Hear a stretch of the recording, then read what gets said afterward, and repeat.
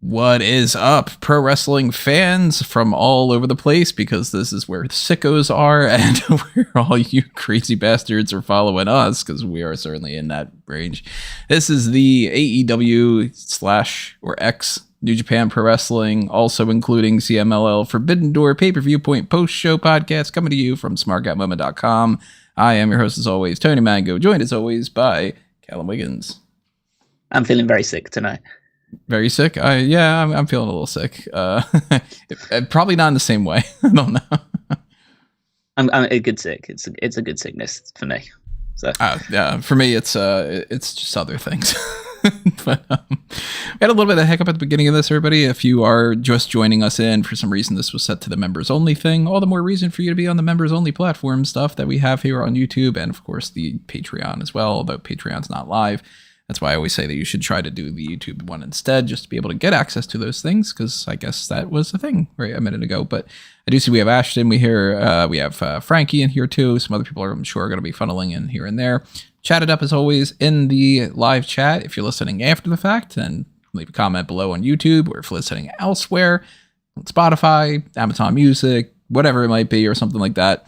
You got plenty of ways for you to tell us what you thought about things like that. We've got the Discord, for instance. Hop on over there, chat it up during the day about whatever you want to do on that. Keep in mind the other Smark and Play stuff as well. If you want to help us keep the lights on and you want to keep Smark Out Moment continuing going forward, whether you are a fan of the podcast or you're a fan of the heel and face turn list, or you're a fan of the editorials that are up there and stuff, all that, and Fanboys Anonymous, all need your help. So pick up some merchandise on Redbubble and TeePublic, or my preferred option of everything, because they take so much of a cut that it's not even worth it in some ways. Patreon, YouTube channel membership, or the thanks button that's out there on YouTube. All great ways to help keep us going on here. And keep in mind, of course, if you do have access to those dark casts, then those are members only podcasts, and I believe now that I'm remembering exactly why this was set on the members only things, because the last thing that we had done was one of those members only things. So we are, of course, going to break down the pay-per-view. We're going to talk about all the results that happen, our thoughts on everything like that. See, Frankie's already dropping his thoughts. Overall great show, or overall good show, I should say. I'm not going to make it great if he doesn't say it was great. I think it definitely stepped up in the second half of the show. Great main event, and I need more Stephanie Becerra in my life. Ashton, Darkcast member, tossing out a thing. For real, Callum, this was actually insane. My heart rate was/is way too high during that. Is that the sickness side effects that you're feeling? Yeah, I would say that's probably part of it. I think there's always the danger of treading into hyperbole with AEW shows, because AEW pay-per-views are typically just great, and I think it's the greatest run of pay-per-views as a promotion has ever delivered, again, just from my own limited knowledge. But I would say, just from my own personal taste, this was way, way, way up there. Like, it's definitely knocking on the door of top 3, definitely, and then maybe even best of all time for me. Best of all time AEW or pay-per-view period?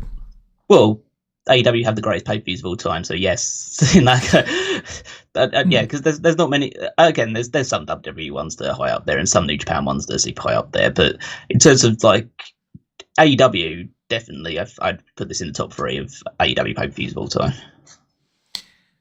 So here's where, for my end of this, I am going to be not the spoiler of anything. I'm not going to be like saying I hated anything, because I didn't. But the sort of just, yeah, it was good guy of everything. I honestly have like almost nothing to say about any of these matches, because they were all, either I missed a couple of them here and there, and I don't think I missed anything with the ones that I did miss, or I was just like, yeah, this is a good match. And I don't know what else to say beyond it being a good match, because they were good. And like when things are good, it's hard for me to criticize them, because I mean, criticizing in a sense of positive or negative. I always find it a lot easier to talk about the negatives and what I would fix with something. And when something is good and it's just straightforward, like, yeah, it was enjoyable, then I'm kind of like, okay, well, then it was what it was, and check it out if you missed it. And then if you didn't if that's not your type of thing, then it wouldn't be your type of thing. And then that's kind of it from my point of view. But there are some things that I do have some very specific things to talk about. And I'm sure that when we get into the matches as well, that I don't really have too much to talk about. I'm sure that you'll be able to break it down a little bit more. Ashton also saying it's so hard to say because Revolution, Dynasty, and this one have been all crazy this year. That's just 2024. Let's start things off with the 0 hour. There were 2 extra matches added to the 0 hour in typical fashion when it comes to these things. I'm going to turn on my light here. Let's see if this is a little bit better.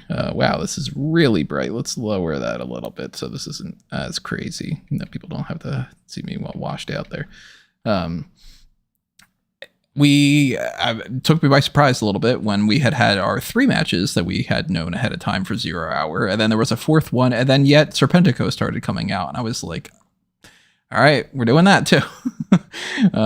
Kyle Fletcher beats Serpentico. This was one of the matches that I was like, I don't even need to watch this.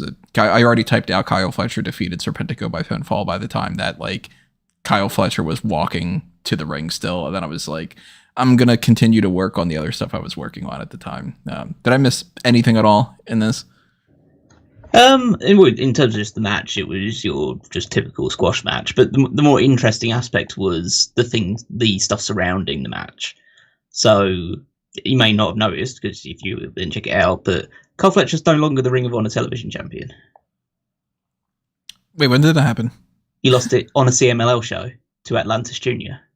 I didn't even pick up on that. That's how I was like, oh, Kyle Fletcher's coming out. Okay, let me watch it. So he came out basically talking about how he lost on Thursday to Mark Briscoe in the title versus title.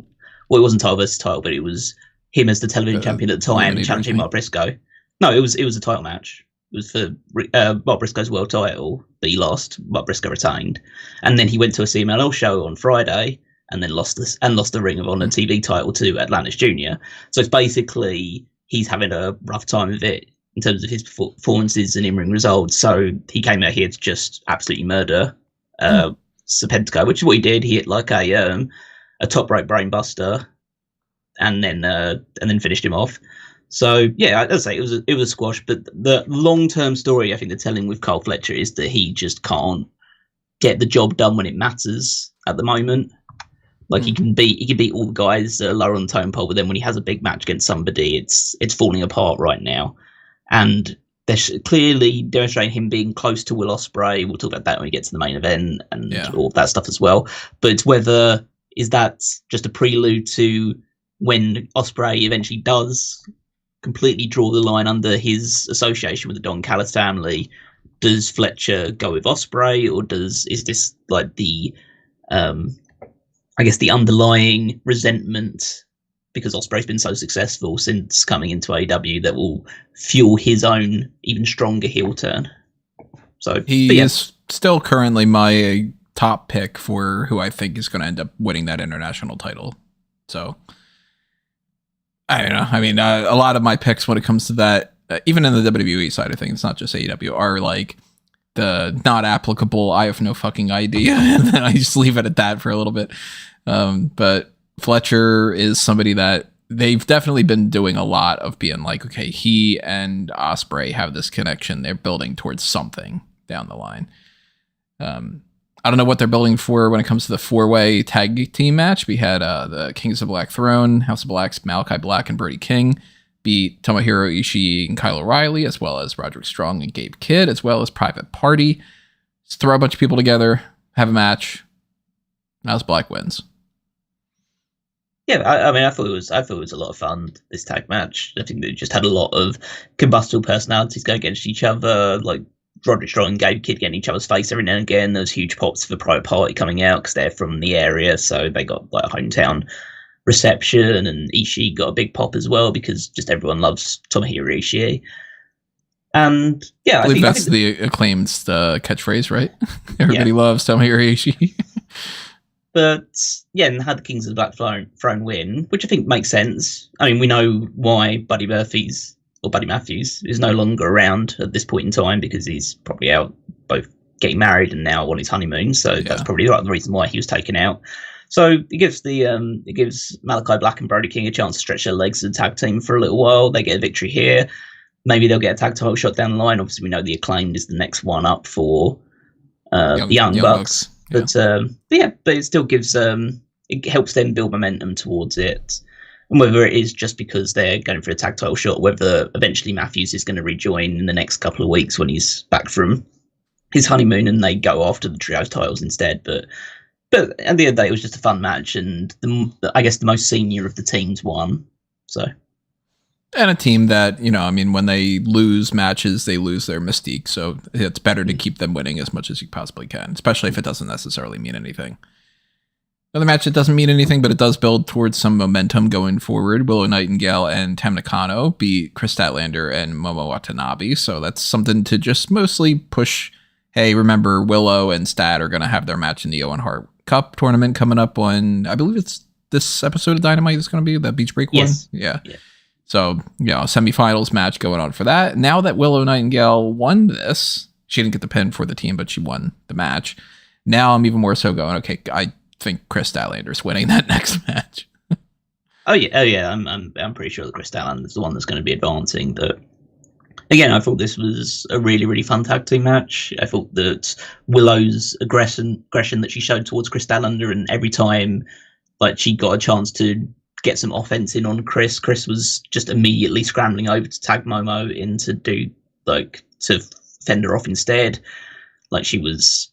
Yeah, and I thought there was some pretty cool spots in this match, including the big pounce that just threw Watanabe across the ring, and then Willow Nightingale just does a diving missile dropkick to the outside just from the apron.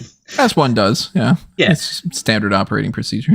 And then Nakano, who was just throwing suplexes all over the place for it, then gets a straight jacket type suplex to Watanabe to get the victory, which not only is beneficial for the whole Willow Nightingale and Kris Statlander thing, it also furthers the storyline they've been doing in Stardom, which is about Momo Watanabe potentially leaving the faction that she's currently in and going to another faction. So her continuing to her losing streak or not being as successful in ring could be the gateway, maybe not to join Nakano's stable, but to join another stable down the road. So they kind of killed off two birds with one stone in this one. So, that is something that, when it comes to throwing people onto a card for a crossover thing and you just, let's continue some stories and let's put some other people into the mix and all, it's a great way to do it. You can incorporate stuff from one company and another company at the same time, get some people that can interact that don't normally interact, and it's on the pre-show. So it's that's exactly the type of content that I would want them to put out there. And again, just I know I haven't quite finished with the Kill Show because there's still obviously two matches to talk about, but I thought this was the best 0 hour they've done, just because it was 5, matches of varying quality. One of them was just a pure squash match, but in terms of just good quality matches, it felt like a mini episode of Rampage. Well, it felt like a full episode of Rampage because it was over an hour long. Which is weird because they normally, the 6:30 to 7 time frame, they normally just break down the card and then they spend that 7 to 8 doing their matches. And it was I think 6:42 or something when they started the first match. And I was just I thought I had another 15 minutes with that. That's why I was all right, I don't need to see the Serpentico match.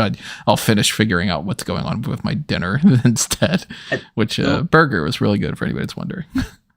The more matches they put onto a 0 hour show, it's that's what's going to entice me to watch more wrestling is wrestling.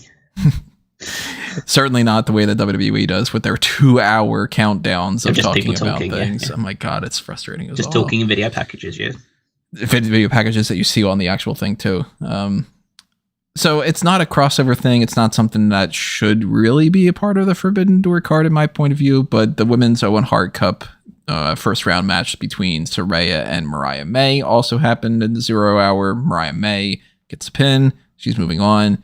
They do a little thing, of course, teasing a little bit more of the Toni Storm and Mina Shirakawa stuff that would later on get into with that title match and all. So it's basically what we've talked about before, that we all assumed Mariah May was going to win this. So that's not shocking in the slightest bit. Yeah, I thought that this was okay. I thought their first match that they'd had a couple of weeks ago on an episode of Dynamite was actually better than this. But the way they kind of structured it, of having Mariah May just pretty much just hit all of her big stuff on Saraya pretty early on, and then Saraya gets on top of things. And she goes to put her in the Scorpion Crosslock, which tapped out Mariah May the last time they fall. Mariah manages to get out of that, roll up Saraya and get the victory. So not like a particularly decisive victory from Mariah May, but she beats Saraya, that's former world champion. She's got Hikaru Shida up next in Journey to win the Owen Hart Cup. So yeah, that's a good match. Probably one of on the weaker side of the show, but still, if that's on the weaker side, then you knew it was going to be a good show because there was nothing wrong with that match. No, it was one of those things. It's just a match. If you missed it, you didn't really miss anything. But at the same time, when baseline matches are, whether you're in this era or you're in another era, if a match is solid, there's nothing to complain about unless it's the type of thing that it's built up as like the best thing that's ever going to happen. And then at that point it's underwhelming, but this wasn't something that was a big part of the show. This wasn't a big like dream match type of a scenario. So it was a fine enough match. And then, you move on from that to another part of the pre-show, which was the trios match between the Lucha Bros and Mystico against the Yota Tsuji, Titan, and Hiromu Takahashi team. Mystico wins. He forces, I believe it was Titan that tapped out, right? Yeah. I was kind of in and out for this match for the most part, so I don't really remember too much about it for, like specifics and stuff. I don't remember Mystico botching anything when I was trying to pay attention, though. I was like specifically trying to see if he botched anything, but he might have done something when my eyes were diverted. Was that, is there anything that like stood out in this match?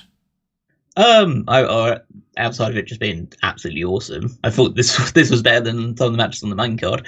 But I thought that like the crowd was already super excited for this match just because the sight of seeing Mystico teaming up with the Lucha Bros just seemed to blow people's minds because of the whole CMLL and AAA allegiances for both sides.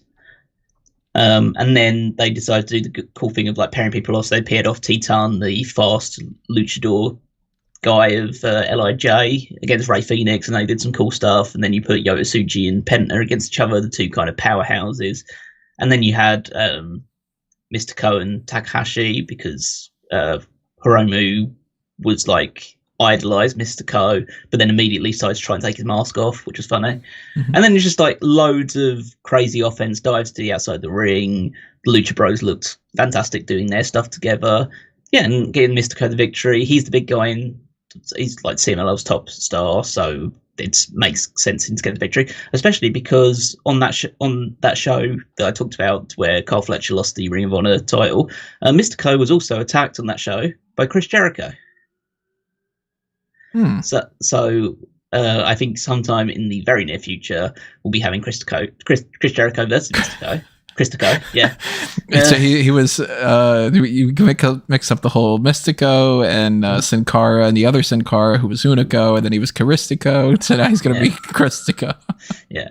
So he'll take on Chris Jericho in a match in Arena Mexico, which makes sense because like in Arena Mexico they have like this effect around them where they do this like circular like a banner across the entire arena, which basically just showcases a lot of legends of CMLL's past, because they are they're the oldest wrestling promotion going right now. So like it just puts all the legends there, and one of those legends on there is Chris Jericho when he was during his time as Corazon de Leon.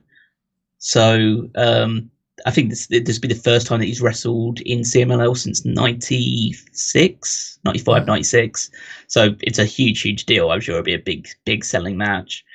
And so they're building up to that. And then you also give Mystico the victory here to help him out there. Obviously, you don't do the same with Jericho, but Jericho doesn't need to win anymore in AEW. So it doesn't need to win anywhere for the most part. But it's like I thought this match was again lots and lots of fun. Just like everything I'd seen in the on the 0 hour just helped fuel my excitement for this one. Because at the end of the day, like sometimes I'm just in and out of 0 hour, but like you would be as well, because it's just a case like some of these matches they've just been thrown together, and so I'd say some of the matches were kind of thrown together. Like this one in particular was like just okay, we've got some guys from New Japan, we've got some guys from CMLL and AAA / AEW. They're just going to fight each other, but it was just cool just to see all these guys go up against each other. It's just something that you don't get to see anywhere outside of this show.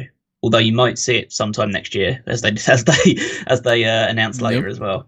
So we might as well talk about it. True. Yeah, my prediction coming true, which is they announced later in the main card that the day after Wrestle Kingdom 19. Wrestle Kingdom 19 on 4th of January. Typically, the day after it is what is called their New Year's Dash show. But now they've changed that, so the day after is going to be Wrestle Dynasty. So we're going to have Wrestle Dream, AEW Dynasty, Wrestle Kingdom, and Wrestle Dynasty. Yeah. For anybody that's like, hey, what's up with Kristico and all that? Like, but they've announced it as in Japan, obviously, at the Tokyo Dome. Dome, yeah. Yeah, so it's still going to be technically a 2-night event, really. In the grand scheme of things, it's just going to be 2 different events. But yeah, it's WrestleMania night 1 and night 2. Yeah, and then it's a cross promotional thing officially between AEW, New Japan, CMLL, Ring of Honor, and Stardom. Yeah. So they're definitely continuing this, not even just in the sense about it being like, okay, well, maybe next year at Forbidden Door, CMLL will end up being a part of it, and they'll just kind of keep that going. But it's like, now they must really like this partnership enough to be able to be like, let's have this on a New Japan show too, which kind of makes me think that we're probably going to get an announcement at some point that CMLL is going to end up having some kind kind of crossover show with the AEW thing. And they might as well. Like, it's going to get more eyes. It's, I think that'll probably be a 2026 thing, maybe. Or maybe like mid 2025 or so. Yeah. Like, it's definitely not going to come before this one. I wouldn't say definitely. I don't fucking know. But I would assume that it's probably not going to come before January 5th. And that is going to be something that changes, I think, a lot of the potential of what Wrestle Kingdom is, because if you're going to get some crossover people for the day after that, maybe I had the wrong approach to this or no, but I would think that maybe that might end up meaning that Wrestle Kingdom is going to be almost entirely New Japan. Oh, yeah, it will be. And then it'll be like, okay, well, if we have any like AEW guys that we want to bring in for that, if Bryan Danielson wants to wrestle another match, or if like we don't want to have Moxley back and feuding with somebody or whatever, that seems like that would make more sense for Wrestle Dynasty. And then Wrestle Kingdom is just like whoever goes up against the IWGP champions, and kind of keep it in house for that. I mean, I would love it to have for Wrestle Dynasty to have a kind of the thing that New Japan have been doing last like couple of years or so, which is these kind of mystery vortex shows, which essentially, and they did this to New Year's Dash last year as well, so it would kind of fit the theme of essentially there's 2 people that come out and they have no idea who their opponent's going to be. So you basically could do something in order to make sure you didn't have to like build up a load of things which could compromise the build to Wrestle Kingdom. So you essentially have, okay, we're at the show, 2 New Japan guys or 3 New Japan guys or 1 New Japan guy comes out, and then just someone from another promotion comes out to face them. So it's almost like Cyber Sunday or something without the options and the people voting. Yeah, it's just going to be a surprise thing where, like, on this show there's going to be guys from all different promotions being on it, and I think it's quite interesting as well because I believe I need to double check really, but I believe that Wrestle Kingdom takes place on let me just confirm it quickly. So yeah, it's on a Saturday. So it is a Sunday. So it's going to be a Sunday show. So pretty typical for an AEW thing. So I guess they timed it pretty well to do it then. Because I just thought it'd be odd if obviously they can do that on a Wednesday because they've got Dynamite to consider. Unless they were just putting some people, like only taking some people over to New Japan for that one. So I guess this show's when the show will take place will, I guess, very much depend on AEW's television commitments because they couldn't do it on a Wednesday or a Saturday, most likely. Yeah. But any other day, I mean, as I say, it doesn't always have to be the night after. It could be, okay, we'll do that the next days week after. Yeah. Or, that if it's like, next year, they switch it over and it ends up being maybe the day before, or, like they can kind of play around with it. But they may not necessarily be able to do that at the Tokyo Dome then, just because of other things that are happening. But yeah, as I say, I think it's super cool that they're doing it in Japan as well. I think it helps boost up for the New Japan side. It helps them attract more people to the market for another show, so that will help them out financially. So yeah, this is a really clear sign that the partnership is going strong for the time being. But strong in all caps, right? Yeah. Shout out to Ashton Springer for the super chat. Thank you, Ashton, saying, Callum, you stole my comment about this being the best 0 hour. Haha, just kidding. But it actually added to the show for me, especially the women's matches. Yeah, like you were saying. Yeah. Four women's matches on this card. Quite a bit, yeah, which is a good sign for the future of the women's division. Yeah, and they all had something to them, like whether it was in the building up to that the Owen Hart match between Kris and Willow, or an actual Owen Hart Cup match on the show, and then the other two title matches. So they all had significance to it. It wasn't just like, okay, we'll just throw another women's match because we can. Yeah. It's like, okay, they all meant something. They all had stakes attached to them to a degree. One thing that didn't was the opening of the actual card, like the past the 0 hour, MJF beating Hechicero, and that's it. It's just he beats him and then he leaves, and that's okay. Yeah, yeah, I get that reaction. I'd say I was a little bit underwhelmed with this one, not because it was bad, because it wasn't bad. It was a perfectly good match. Yeah, it's fine. But I think that MJF leaned too heavily into the shtick, because right now he should be doing like the match that he had against Roosh. It's supposed to be him going out with like fists of fire and being more aggressive and all of that stuff, and he just did MJF stick in front of the Long Island crowd. Basically, I got the impression of, oh yeah, he's not the big deal on this card, so he's gonna, I would say, phone it in, but he's just gonna play the hits and then get out of there. Start it off, give the big pop, put in whatever little effort that, not like it's little effort. It's not like he didn't do anything, but it wasn't the same type of performance, and the match doesn't mean anything at all, so it's not like that was an issue either, where it would have been like, but this is the time that he wins a championship or something. Like, yeah, he fought a CMLL guy and beat him, and the build up for it was those two were going to have a match, so it wasn't even like there was any storyline either.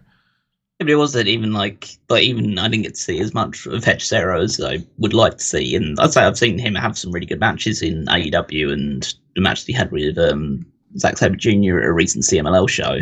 Like, if he's given time and he's allowed to work with a guy that's going to be maybe a bit more cooperative, I thought, I was disappointed with MJF's approach to this match. I think he could have done more, but that's the end of the day. If he's not as invested in it, because it was just a match that was thrown together. The match was supposed to be him versus Roosh, but Roosh wasn't allowed on this one.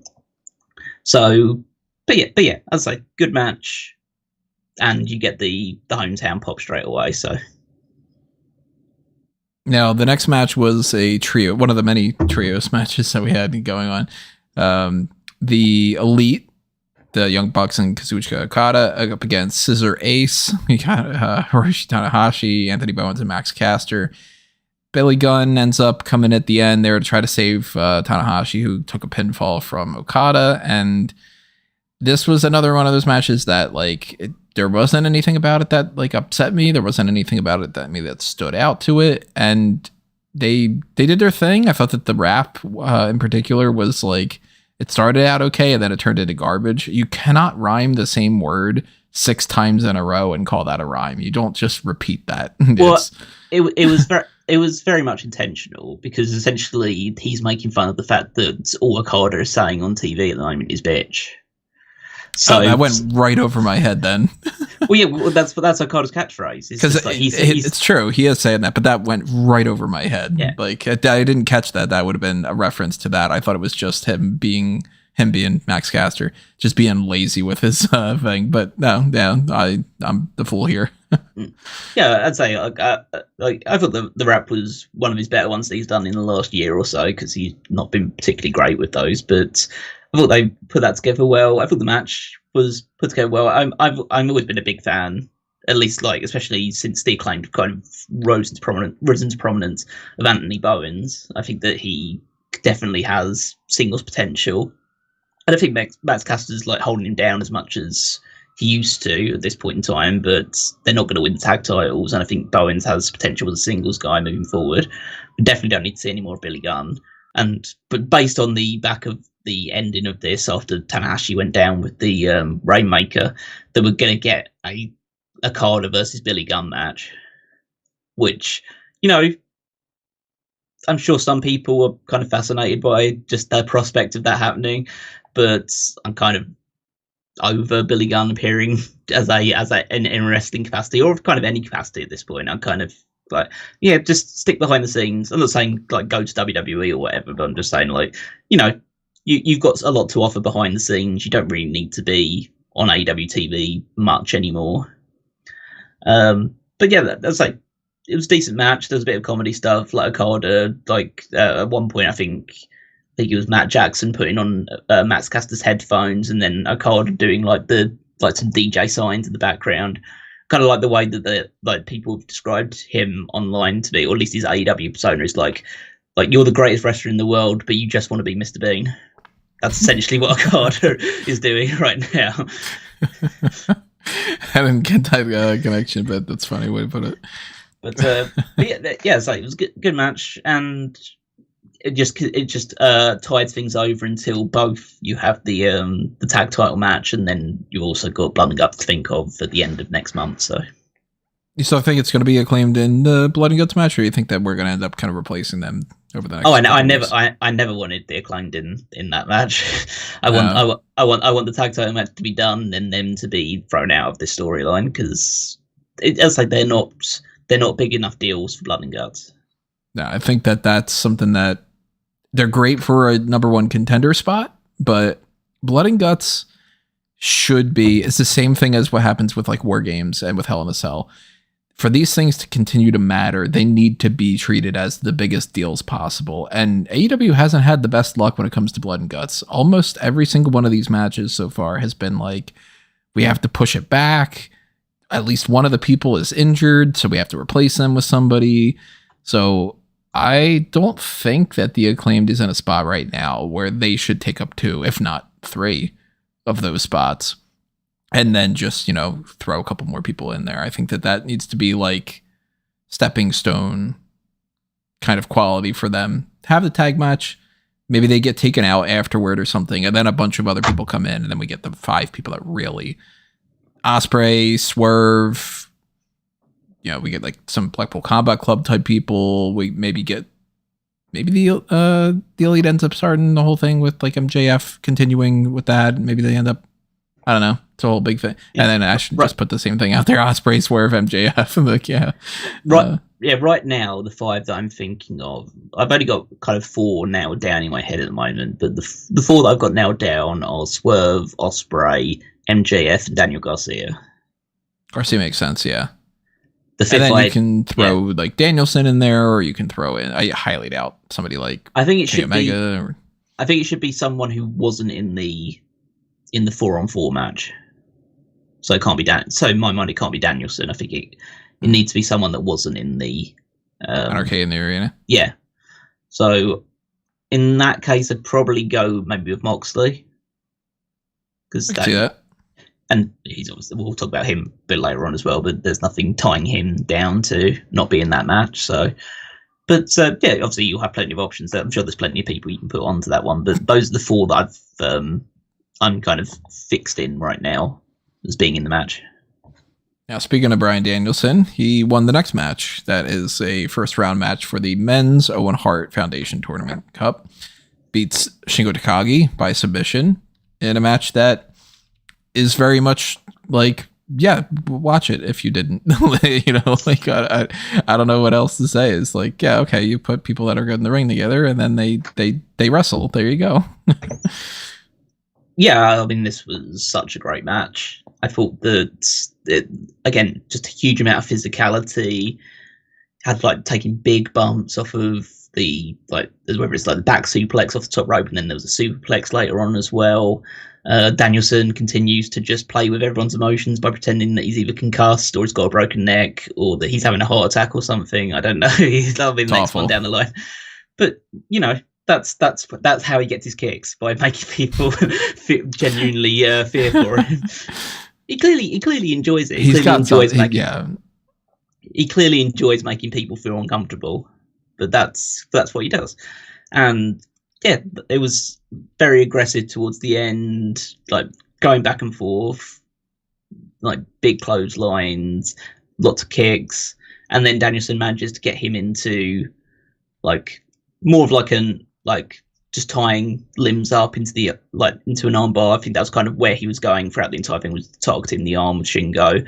And I don't think Shingo like taps out, but I think he just had to just surrender because of like Danielson had him pretty much trapped. So Aubrey, which wasn't the first. Wasn't the only time that happened during this night. But as a good result, a result that you expected, but also the quality of match that I expected as well. So yeah, it's definitely one of the ones that's worth going out of your way to see if you haven't already. And then we had the AEW Women's World Championship match that was Timeless Toni Storm against Mina Shirakawa. And Mina Shirakawa, as expected, does not win that championship. We all assumed that Toni Storm was going to retain there. And what's a little bit surprising, at least for me, is that there wasn't a big blow up at the end. Instead, it ended up being Toni Storm and Mina Shirakawa end up kind of like begrudgingly embracing and then having, put their stuff aside and then having a 3-way kiss with Mariah May, which of course is going to be shared around as a GIF and popping up on some Reddit threads here and there and stuff. And that seems to be it with that story. So I was expecting a split with Mariah May and Toni Storm, but we're gonna put a pin in that one for now. Yeah, I mean, it's a very interesting dynamic going into, especially because a lot of people would predict that Mariah May is going to be the one that wins the Owen Hart tournament and is going to be challenging Toni Storm at All In for the title. So they seem to be leaning into the direction of it, keeping it as a friendly, not so much rivalry at that point, but just they're both going to stay friends going into the match. And then maybe in the match itself, that's when Mariah just goes the extra mile or does something underhanded to get the victory. Or at least maybe when it's like when she wins the Owen Hart Cup, then it starts being like, now it's a problem because now we're going to have a match. Yeah. They very much seem to be leaning more towards Tony's the babyface. Well, Mariah's babyface right now, and they're all babyfaces pretty much. They seem to have gone fully, okay, we're not going to mess around with that anymore. This is a babyface act, which is good because they've been getting Toni Storm's been getting babyface reactions pretty much since she changed her character. So it's nice that it actually feels like they've settled in on that. Match was good. Match was very good. I'd say not one of the top ones on the main card, but still, like, it served its purpose. I was very impressed with Shirakawa's performance again, because I think she just gets better and better every kind of year that I see her, whether it's in Stardom or here. She's got into a very polished worker now. I do like the Statue of Liberty gear as well. There was a lot of like really good gear on this show. You had like Penta come out with the Joker's set up again. So I think that people went kind of all out in terms of the costuming for this one, made it feel like the big event that it was. And Tony hits the Storm Zero, beats Mina Shirakawa. They have their freeway embrace at the end. They did cut a promo. We'll cut a couple of promos, one for AEW, and then there was one for Stardom, where like Tony and Mina were kind of falling over each other, and then Mariah May just cuts one line and says, "Yeah, I think I can take them both." So coming to a pay-per-view near you, sons. But get some buy rates if that's the case. Yeah. But yeah, it'll be interesting to see how this progresses towards All In, if it's the direction that we all expect it to be. But I'm kind of cool with them being in cahoots together as a trio instead, rather than having to have one clear separation. And I'd like to see Mina appear more on AEW. I know she is a Stardom talent. She'll be doing more stuff over there, but popping in every now and again in the build up to All In, that could be a good way of progressing this, and maybe adding a bit of not tension so much, but just a bit more character and color into the story heading into All In. So, and who knows where they're all going to be when it comes to Wrestle Dynasty, where we ended up having 6 women tag match or something where they're all together, or we make it a triple threat or something. I don't know. Yep. Maybe they've just decided to go the direction that like Mariah's just going to beat Toni Storm in a clean, straight up wrestling match, and Tony's going to raise her hand at the end of it and just be happy about it. Like maybe that's the direction they've gone with it now. Cause that's like, I like it because they've left it so open-ended now. I'm still leaning towards Toni Storm is just going to retain over Mariah May, but I mean, it's not like anything's like really set in stone, because to me, even like when we've been talking about Wembley for like months now about being like, all right, it's like, well, Ospreay going to be in this match, and it's Jamie Hayter going to be in this match. That whole setup, all of that seems like it's completely different right now. And I don't think anything's like truly set in stone. Although, for all we know, Tony Khan probably has like ideas for the next 6 years. Certainly not for the next 6 years based on the current booking patterns. But I think that now it's the next big show. Outside, obviously, Blood and Guts, the TV thing, but it's the next big pay-per-view. I think that he's pretty, at least the top order of the card, I think he's pretty nailed on what he's going to be doing. It's just the process of getting there now. Yeah, I mean, he's got, it's August 25th, I think? Yeah, so it's got you got nearly 2 months. Yeah. So we're going to have Beach Break. That's going to be, the next, like, not like totem type of special, but it is going to be a special event. And then we have July 25th, I think, is also as well. Blood and Guts. And that's going to be the next, jumping point that you bounce off of there. So we might end up getting something with like Toni Storm defending the championship in between them or something. We'll come back to that a little bit later on too. Zack Sabre Jr. and Orange Cassidy put 2 people in the ring together that know what they're doing. They have a good match. Oh my God, am I really surprised? And Zack Sabre Jr. wins by submission by keeping Orange Cassidy in a spot where he pretty much can't do anything but submit. So again, like I like this match a lot. At this point, this was my favorite match on the night, was between these guys. Yeah, I adored this match. I thought that I knew it was going to be good. It somehow was better than I expected it to be, because I thought the fact that Orange came out and was pretty aggressive as well, but they were playing about with each other at the start, because Orange Cassidy was just doing like the fake kicks, and he'd made a promise on the episode of Collision beforehand that he was going to win by having his hands in his pockets when he pins Sabre, which came up later on, where he did go for a roll-up type pin and then made sure to put his hand in his pockets before he went for the pin. So, yeah, but cool submission stuff, a lot of like hard kicks on the outside as well. Orange showed a bit more aggression, which I think this is now his thing, because he came out to Where Is My Mind on this one rather than Jane, and he's wearing the black shirt. So this is the music. This is Demon Balor. Yeah, exactly. This is the music he plays when he's more aggressive and he's thinking like more. He's going more serious. But yeah. What would that make him if he's Orange Cassidy? What his Red Cassidy? We're gonna just color orange blood orange Cassidy. Blood orange Cassidy. Yeah, that's not. I'm sitting here thinking like I'm Tamarind, like Clementine. What's the most evil of the citrus fruits? I mean, as a mango, I can't really. Mango's not a citrus fruit, isn't it technically? I don't think it's citrus. I should know more about that, but I don't. It could be the evil orange. You know, like that meme. Evil orange? Yeah. What's that one? You need to get into more meme culture. It's like you're missing out too much. It's just literally just a face. It's the annoying orange. Sorry. Oh, the annoying orange. Oh, yeah. I was getting that a bit wrong. But yeah, so he's annoying. He's annoying orange when he's a bad guy. But yeah, I'd say I thought it was super fun. Zack Sabre Jr. gets the victory as I expected, because he's probably going to be one of the front runners going into the G1. G1, yeah. So yeah, it's definitely one I'm going to check back out in the near future, when I just want to, because I kind of want to watch a lot of these matches back again when it's less exhausting. When you can just watch one by itself, or even just like in the middle of the afternoon rather than like in 2 o'clock in the morning. Right. After that, we had another one of those trios matches, the final trios match of the night.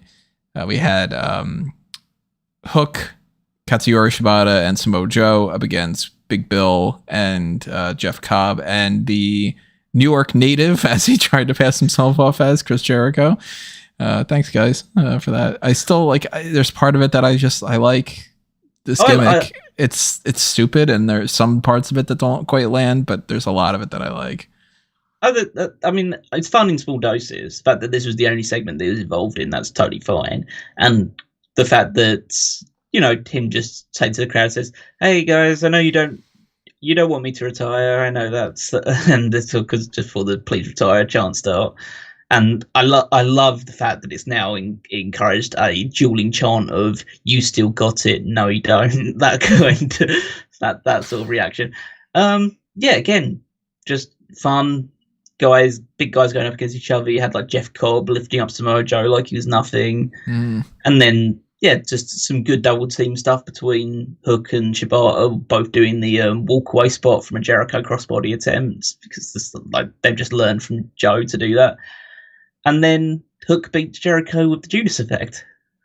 Yeah, that was a surprise for me. I did not see that one coming.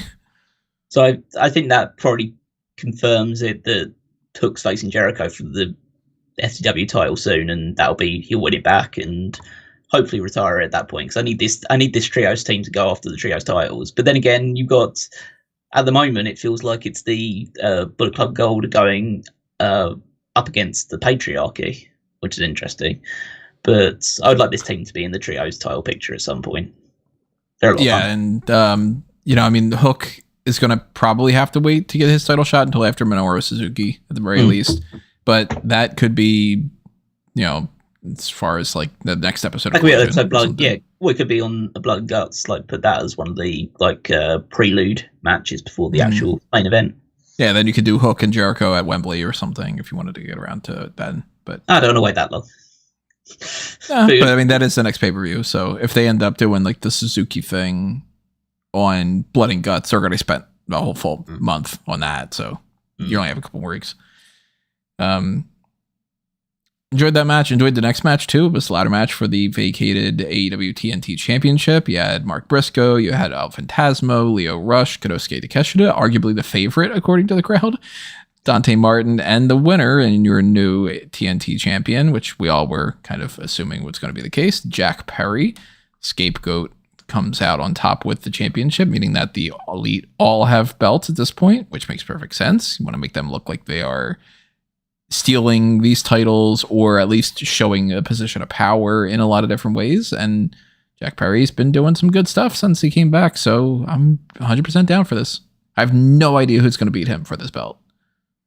No, I'm not certain at the moment. I think there's plenty of people that I could see in the future doing it. Obviously, I think he'll hold it for a while, but the one that immediately springs to mind is Darby Allin, because Darby Allin has a kinship with the TNT Championship, and he was obviously got taken out quite a bit by Jack Perry in that match, and he set Jack Perry on fire at one point, so they probably would go up against each other quite well. I think Daniel Garcia may have a good chance. Daniel Garcia definitely has a good chance. I mean, Adam Copeland, when he comes back. Could do, yeah. Yeah. So then you had... Yeah, but the match itself was a lot of fun. It was one of those ladder matches where obviously there's plenty of spots and like, but really it felt dangerous, and maybe it was in certain places, which is obviously not advisable all the time. But I think they made things look good. You had Briscoe doing a dive to the outside, like that big jump off the chair, flip over into Takeshita, laying on both a ladder on top of him and a table underneath him.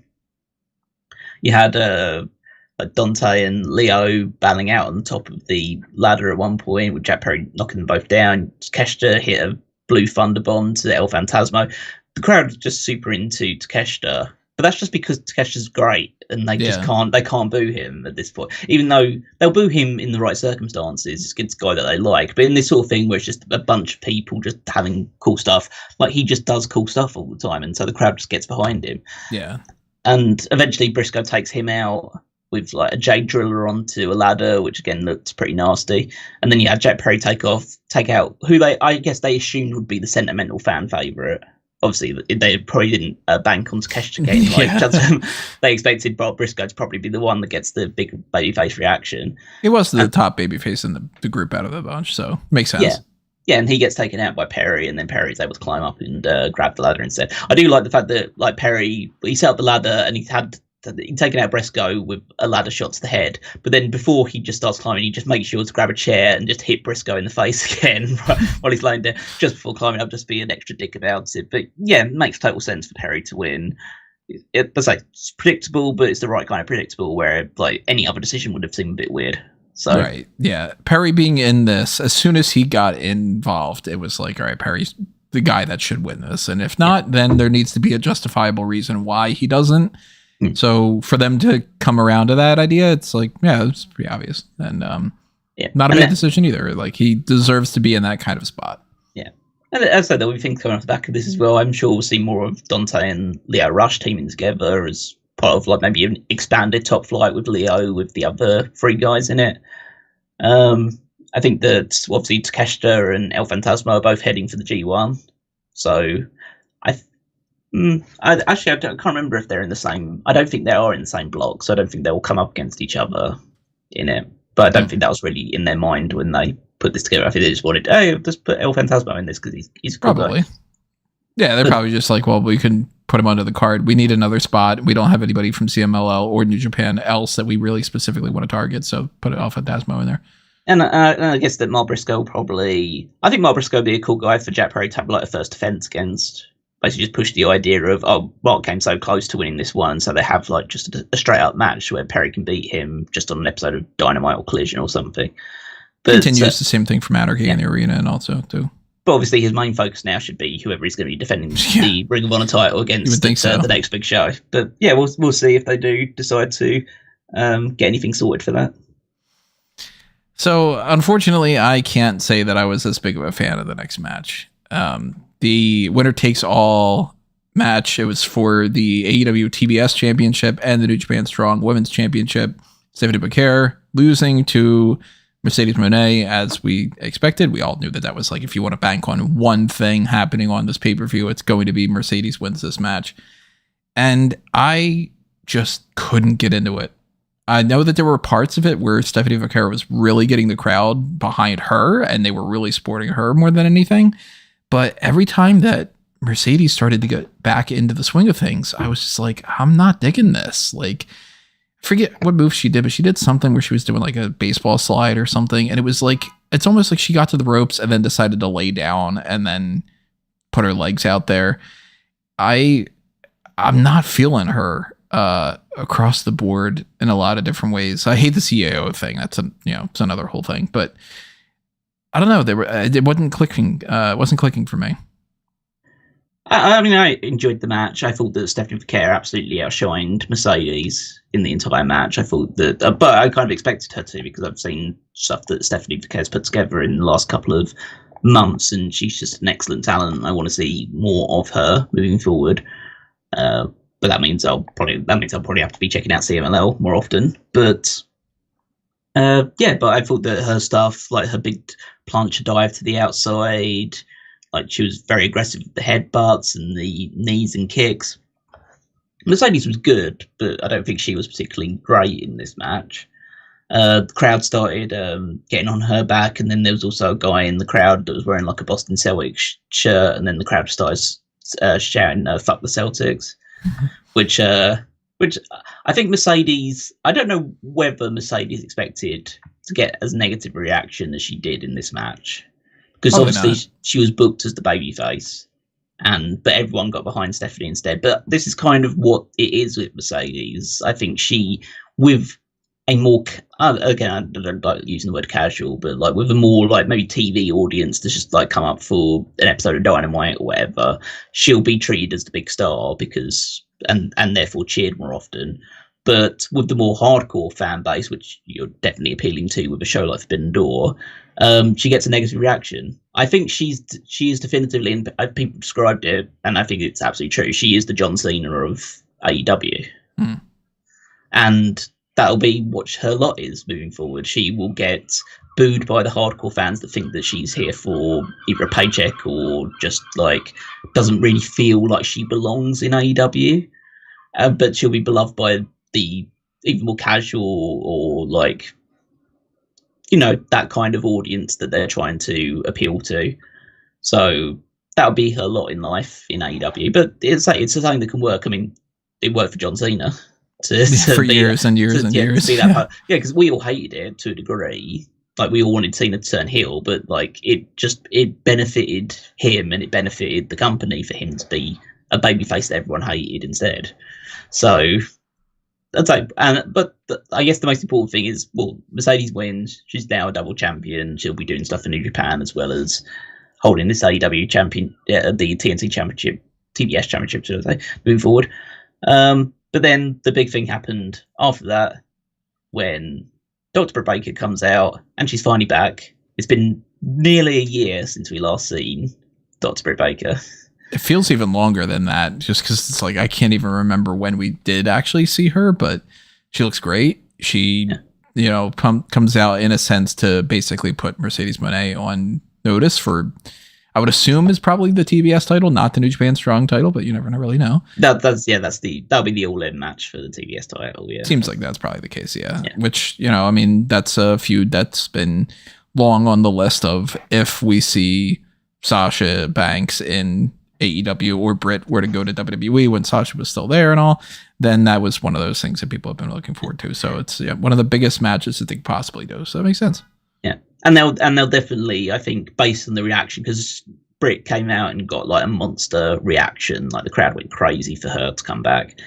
And so, I think that this is where you definitively start leaning into the more heelish side of Mercedes, because Britt's just beloved by and in many people's eyes, especially with the more hardcore AEW fan that's been watching for a long time, Britt represents AEW. Yeah, she's in a way that Mercedes doesn't. AEW woman, yeah. Yeah, in the way that Mercedes doesn't. So I'm sure that she'll get a more positive reaction. But I'm looking forward to that match.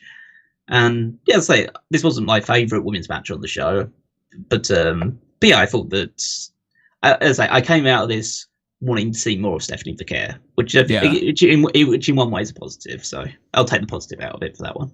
I definitely think that she ended up looking better in here than Mercedes did, and I'm much more interested in seeing another match with her than to be like, oh, she's like Mercedes has figured it all out and she's at the peak of what she's ever been. I'm like, no, I've seen better from her. Yeah. I mean, that was the thing now, because now she's going against Britt. Who's Britt? Everyone one thing we know about Britt is how great a promo she is.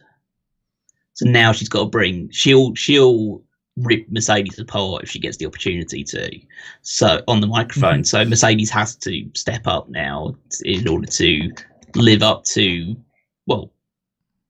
the most popular women's act they've ever had in the company. So yeah, we don't need to get the same exact promo that we've been getting from Mercedes for the past however many years, dating back to even like her NXT days. She cuts one promo basically, and I mean, a lot of times you play the hits, it works for a lot of different people, whether it's Ric Flair does a lot of the same promos, Rock does a lot of the same promos, which, by the way, update for everybody that's curious, we are currently on it's so hard to keep track of the names of these movies. With this Fast and the Furious binge watch that we've been doing, Caroline and I, we are currently on, I believe, Fast 9,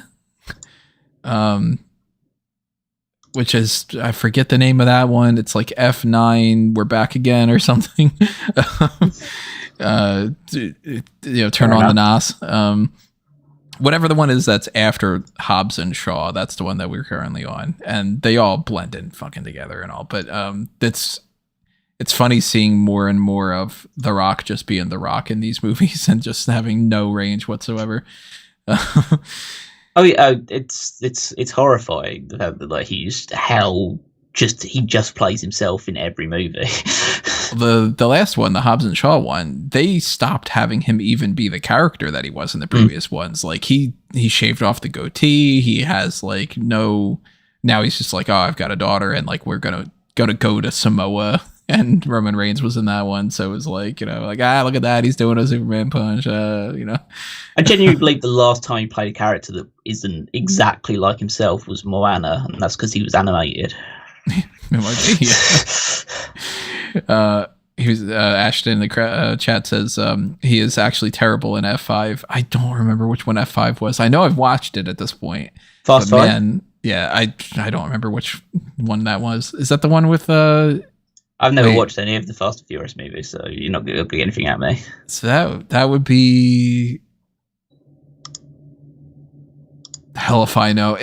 I've noticed a lot of tropes back and forth. It's one thing, they're either working with the like the government and the cops, or they're running away from them.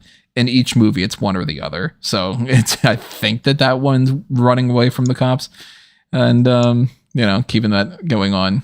Still my favorite line of the whole thing, the whole series, though.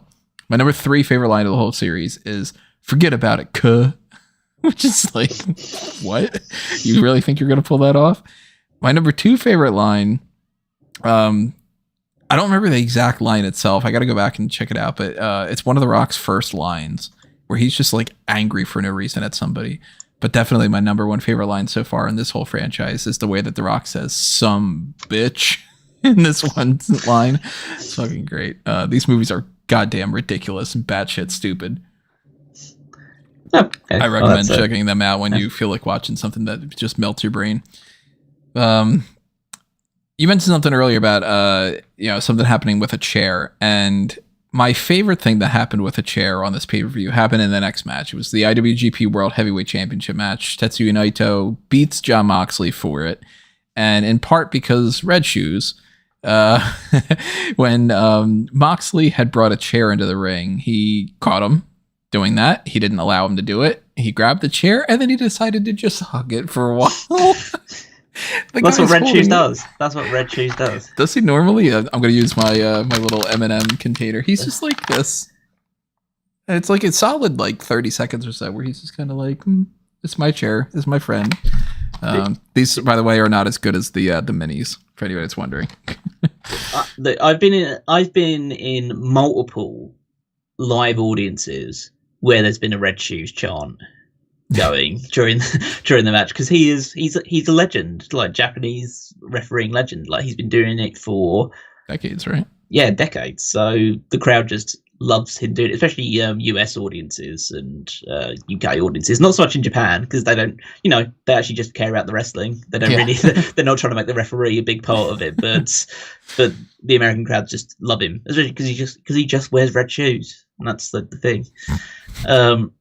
So we need a crossover between red shoes and blue pants, and so this match was like, I would call it. It was a professional wrestling match. And I don't think, like, I'm not even doing the whole Drew White, it was a match thing. Like, just like, this was just pure professional wrestling. Just two guys going out there and just having a match, doing, like I say, not super technical one, just, the real fundamentals, because Naito is a bit broken down. Moxley, he still go with the best of them, but he's on this brawling type phase and he's not as dynamic as he used to be. But, they put together a pretty typical strong style main event type match for the title. I thought, Moxley bringing the chair made sense, because in the previous match that he'd had on Dynamite, where they did that trios match against LIJ, he got his team DQ'd by just hitting someone with a steel chair. So he basically just tried to do the same thing again. Just the idea that he was just getting frustrated with Naito throughout it. The finish was a bit clunky, because I think what they were trying to do is, so Moxley went for a Death Rider, and I think what their plan is that as Naito's going up for a Death Rider, he turns it into like a type of Destino, and hits that, and then kind of awkward.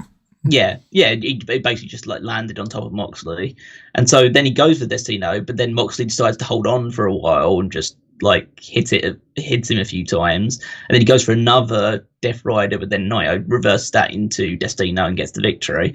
I mean, how Naito usually works is, like, he's the weirdest wrestler in terms of his finishing sequence for me, in that he basically hits Destino, and then he picks him up, and then he hits another Destino to get the victory, usually in most title matches that I see him in, or most big matches that I've seen him in. Because essentially, he hits one, which is kind of like a running Destino, and then he hits a standing Destino, and then gets the victory. Which essentially, what he did here, but in this case, he just kind of hit one Destino and got the victory. But, that's what I expected. It was a solid match. And Naito wins the title as anticipated. He'll go into the G1 as the champion. He'll defend that title at Wrestle Kingdom against one of four people that I think are the standout choices, which are which is Zack Sabre Jr., Shota Umino, David Finlay, or who's the other one that I had in my mind? Probably not as big as the other one does that. I'd say Yota Tsuji, if they wanted to do something like interfactional, but like those are the four that stand out to me. But I'm hoping for Zack Sabre Jr. just because it would be cool to have another British guy be the world champion of New Japan. But it's like solid match, nothing spectacular. But to be fair, at this stage of Naito's career, I don't expect any match that he has to be spectacular. So it did its job.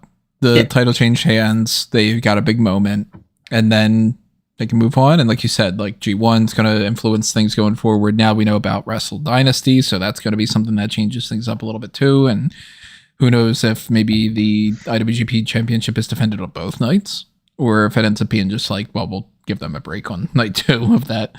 But, I mean, the way they would typically do it is that, because what they do at the end of most New Japan shows, somebody comes out and challenges, right? Yeah, exactly. So you could just have a big AEW guy, or like a fairly prominent one that, like the likelihood would be the IWGP champion, whoever it's Naito retains or someone beats him for it, would come out and challenge him. Someone like, upper mid card tier.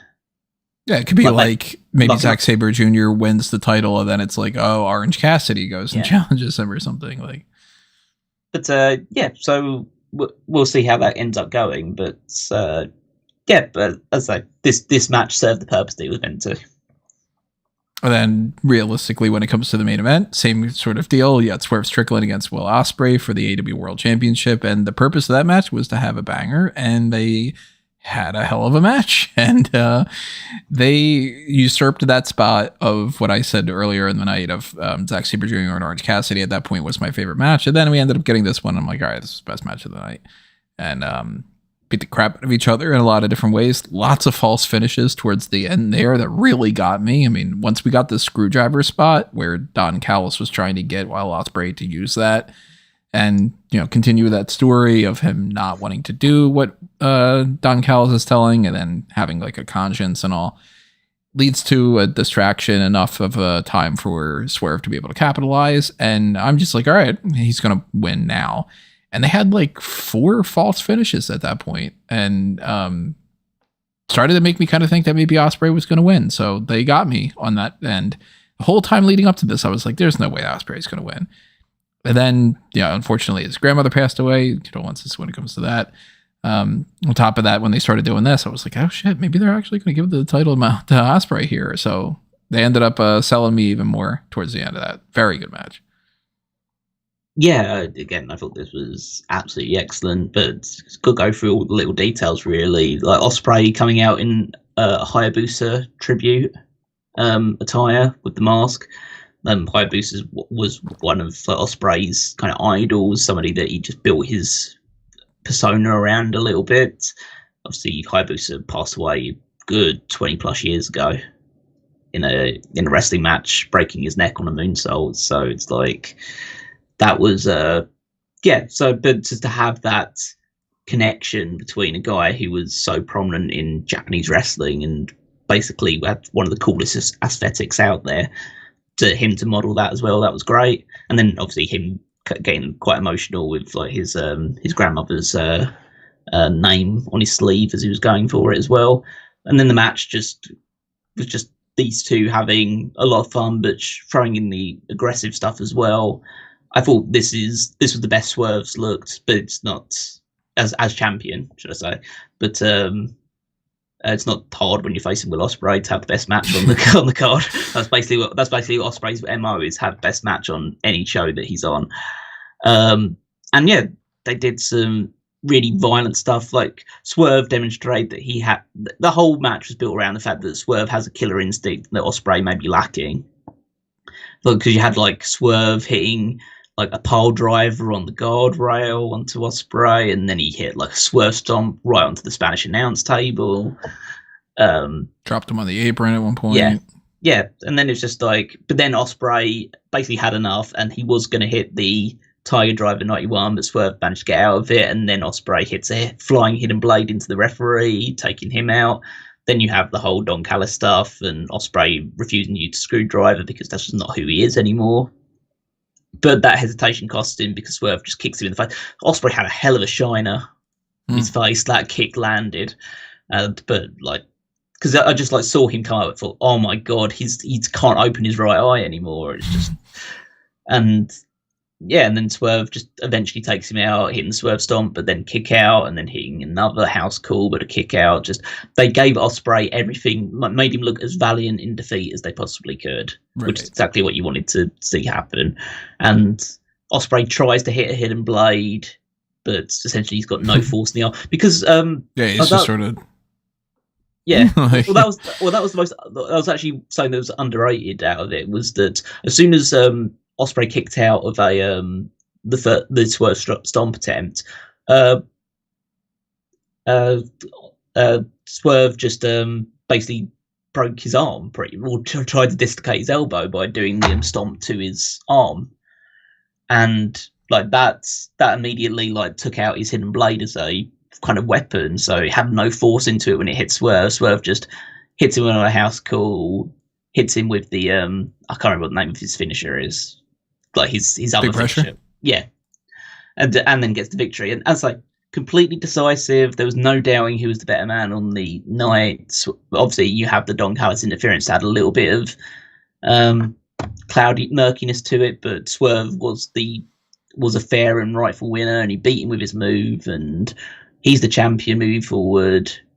Ospreay looks valiant in defeat. They showed respect to each other at the end of it as well, so that will continue moving forward. You had Carl Fletcher on the outside looking on, so that'll feed into his story. I'm sure there'll be talks about what this means to Don Callis and all that stuff as well.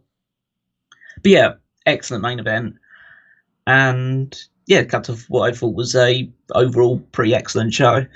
I think what we should talk about off the back of this as well is that on Collision, a video package played showing Hangman Page.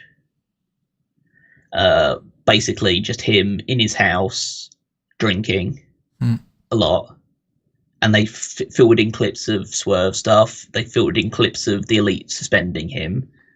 So he is coming back.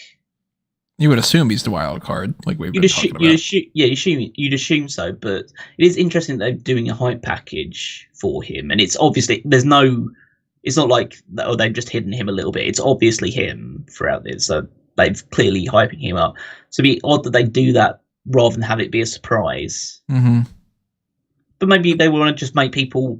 I mean, I'd say ratings are important at this point in time, so especially with the TV deal negotiations. So maybe they just want to make it absolutely clear to everyone that the wild card's Adam Page. Tune in, you're going to see Adam Page back in this match. So, but yeah, and I think that he'll be I still think he's the guy that's going to challenge Swerve at All In for the title. I don't think it's going to be Danielson. As much as I would like. I can see it being he's the guy that beats Danielson, and then you're like, boo, fuck you, and then. You know. But that's the great thing about it, though, in that regard as well, because that if they do go with it's Page and Page wins his side of it, and then it's Danielson winning his side of it, that Danielson Page match is so hard to predict because both of them could realistically win it and face Swerve for it. So it's like, yeah, I'm happy that AEW are doing stuff that is. You know, because a lot of this card was predictable, but it was good matches, so I can kind of live with it. But in terms of like the Swerve and Ospreay thing, I thought that was unpredictable. Now we don't know where they're kind of going with the Tony Storm, Mariah May thing. Don't know where it's going with Swerve in terms of who he's facing, because it could be Danielson, it could be Hangman, it could be anyone else. Who knows who the wild card is? But yeah, and I think with like when you look at like Mercedes Moné against Britt Baker, like. On paper, that makes perfect sense, and it makes perfect sense, and also could go either way depending on what direction they want to take the story. So right now, as a guy who's actually going to All In and will be sitting there watching it live, I'm pretty satisfied right now. This is a fun show, and yeah, it sets a lot of wheels in motion for All In as well, even if we don't see him as clearly just yet. you got the Ospreay and MJF and Daniel Garcia thing in there. You know, you're going to be whatever the fallout of Blood and Guts is going to be. Yeah, you're potentially in for a really good card. Could you imagine if the final guy in Blood and Guts was Kenny Omega? It's a different type of Blood and Guts with the diverticulitis. Yeah. Ashton, I was another super chat here. Perfect match, made Swerve look great. I said Will was perfect challenger and at the right time. One of the greatest matches I've seen AEW at its best. Thank you again, Ashton, for that. I would say that this show is an encapsulation. Now, again, I know it's a little bit on the Smarky side, or it's a little bit like, you know, because of the New Japan and CMLL involvement. But just as an encapsulation, this is what I want AEW to be. Which is just, you know, banger matches with the best talent available, not just in America and AEW, but just the whole world coming together and just saying, okay, we got this show coming up, on whatever show it is. We got these guys available. They're great wrestlers. We'll just throw them on there. Obviously, still 10 story, but I thought there was storyline development in a lot of these matches. So, but it was like Tony Storm match in particular and all. Like, yeah. But it was kind of like, it was a bit more subtle, which I'm totally fine with. So this is a encapsulation of like, this for me is AEW, as the comment says, like, this is AEW at its best. And I wish it did this more often in the last 18 months. It's more like this, then I'm going to be very happy moving forward. And I still get in my, like, this isn't my ideal of what I am tapped into. I do tend to get more into the storylines and the characters and more WWE presentation about a lot of things and all. That's why I've been liking a lot of the WWE stuff lately with, like, I'll take like the Bloodline power bombing Paul Heyman over like a promo about like I think it's something that was like on tonight, like over the conglomerate talking about setting up something with Kyle O'Reilly against Zack Sabre Jr., for instance. Now, like, on paper, Zack Sabre Jr. and Kyle O'Reilly is going to be a better match than if they put, like, Tonga Loa against somebody or whatever, but I keep wanting to try to find a happy medium because the only reason I'm not more, like, tired right now after watching, you know, a 6.5 hour long pay-per-view and all is because I wasn't doing my normal level of coverage. I was, like, keeping myself to not have to write down a bunch of notes from each match and just being able to be like, all right, I'm going to watch this and pay attention and do some other stuff at the same time and all. And, you know, when it comes to WWE stuff, it ends up being like, all right, well, I got 10 minutes until the next thing happens, so let me go fuck off and do something else. But I still want a less is more kind of approach to AEW, and I know that too much of a good thing is still a thing with some other stuff too. So I know I would have liked this pay-per-view better if I didn't sit through as many of the matches, or if some of them were trimmed a little bit more and then it was like a more condensed version of this, because I did enjoy most of the matches and none of them are going to be on like my, you know, worst match of the year or anything like that by any means. So even the ones that were not all that great, it was like, all right, still like, you know, this would be an amazing match on another pay-per-view. But the more that everything is good, not that I want something to be bad, don't ever take it any other way, but the more good stuff that we get on like an AEW pay-per-view or whatever, the more that it just becomes homogenized for me. And then I end up being like, it's got to be something fantastically great for me to really like feel that kind of buzz. And yeah, I mean, I'm struggling with that in a lot of things in life in general. So it's not just an AEW thing, but the overall pay-per-view point of view that I have when it comes to this, I totally get why everybody seems to be giving like rousing applause to it. I don't think I'm going to end up having any of this as like my absolute top best of almost anything throughout the year on my end of the year awards. But yeah, I mean, this might end up being like the best pay-per-view of the year if you kind of get down to brass tacks or something. I don't know. We'll have to see. And you've got to hope that the next one's going to be even better. There's always a chance. So definitely not going to get one of those like we have every once in a while. We get those things where it's like Crown Jewel sucked or something. Certainly not the case when it comes to Forbidden Door. I like that they did a lot of the things that they did. Some of it I wish it was a little bit better. Some of it I wish had a little bit more oomph to it, like the Hechicero thing. And overall, thumbs up. So I think that pretty much everybody's sort of in agreement of at least that, if not like that this was amazing and, higher and higher and higher. I know that Ashton and some others in the chat echoing those opinions. So anybody that's listening to this after the live chat, let us know. Drop your comments below. What was your favorite match? What was your least favorite segment? What do you think about Wrestle Dynasty? What do you think about the new champions? You got anything that you're really particularly looking forward to with Beach Break or something like that going forward? Let us know all of your opinions. Drop them in the comments and the Discord and YouTube and all around the different things that are out there. And make sure that you are checking out the link tree over on amangotree.com. You can find all the links to Smark Out Moment stuff and Fanboys Anonymous stuff and my personal stuff and other completely random things that are out there like the letterbox and all. But that is all at anthonymango.com as well. So go follow all those things over there. Show your support for one thing under a mango tree, and it's going to help out all the other things too. Yep, so you can follow me on Twitter at Wigmeister14. Check out the Power Rankings every Saturday over on smarkmemo.com. So the most recent one went out just this past Saturday in the build up to Money in the Bank. So check that one out there as well.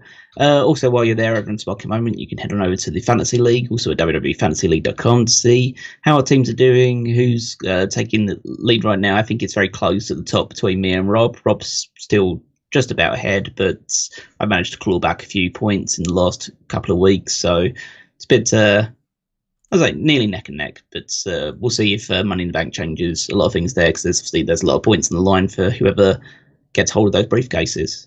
So yeah, check all that stuff out there, www.fantasyleague.com. And then, of course, keep everything else in mind, everybody, when we've got the next episodes coming your way. We've got plenty other things that are going to be popping up in no time at all. We got some more pay-per-views with the Money in the Bank stuff. We got Heat Wave. It's going to turn into, July is going to turn into August. Next thing you know, we're going to have SummerSlam. We're going to have Bash in Berlin. We've got the Wembley stuff all in. We got All Out after that. God knows what is on the lineup. I don't even know what I'm doing in the next 20 minutes. So we will, of course, let you know when we know. And if you just follow us on Facebook and Twitter and the YouTube channel and all that, smarkoutmomo.com. Check out everything that's happening there, and you will see the next thing next.